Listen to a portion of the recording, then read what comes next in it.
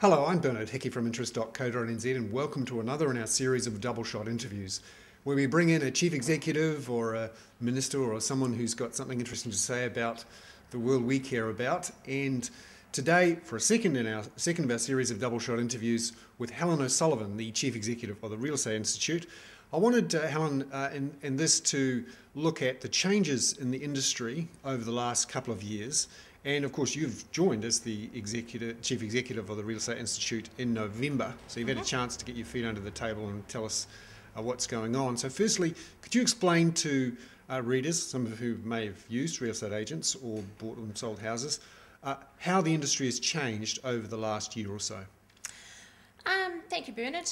Well, in November 2009, the new Real Estate Agents Act 2008 came into effect, and that radically changed the structure of the governance and licensing elements of the industry.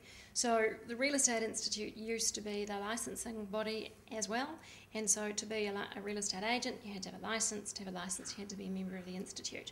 Under the new Act, the Real Estate Agents Authority was created, and that's a government body, and that has the licensing and the disciplinary functions, which in many ways is a good thing. It's an independent and transparent regulator, totally separated from the industry body, and that now means that the two functions are quite separate. That's a great thing, I think, for the industry.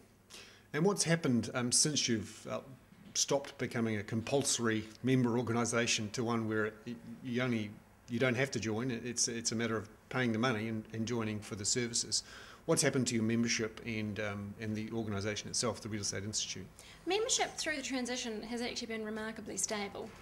It's obviously a huge change, but the industry feels that generally it needs an industry body. So our role as the industry body is to speak for the interests of the industry, and we also provide an enormous amount of services and products to the industry which are quite critical to the way we function. For example, the statistics and the forms that we transact real estate on, they're constantly changing to reflect legislative changes, and part of our role is to keep those forms up to date in conjunction with the Auckland District Law Society. But primarily, we sort of see ourselves as like EMA. They talk about advice and advocacy. We see our role as advice, advocacy, products and services, and membership benefits. Are you confident that your statistics are robust enough, given that you don't have compulsory membership anymore? Some people have wondered, if you're not a member of the REINZ, are you not providing stats to the REINZ? Big issue, no doubt, for the Reserve Bank and others who rely on these stats as the representative measure of what's happening in the housing sector. Yep, I agree, and it is an important issue, and we've done a lot of work around it. We've done a lot of work, again, cross-referencing the realestate.co.nz database of agents in New Zealand with our figures, and we've got data, we believe, from over 94% of real estate agencies operating in New Zealand.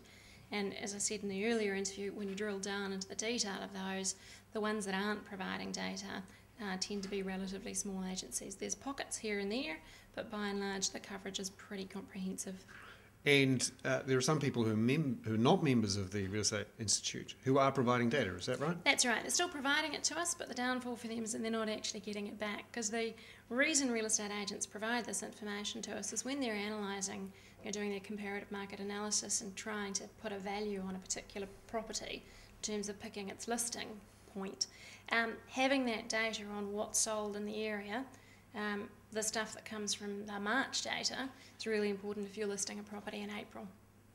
Now, the other thing that the Real Estate Institute does is run or be the controlling shareholder in realestate.co.nz, which is a real estate's listing service that competes with the likes of Trade Me Property, but also the real estate agency group's own websites.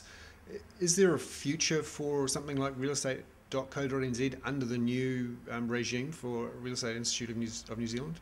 We're not a controlling shareholder, we're the 50-50 shareholder. Right. So we own Real Estate Institute owns half of it. The other half is owned by the PPL group, which is a group of real estate agencies, such as the Harcourts and Barfoots of this world.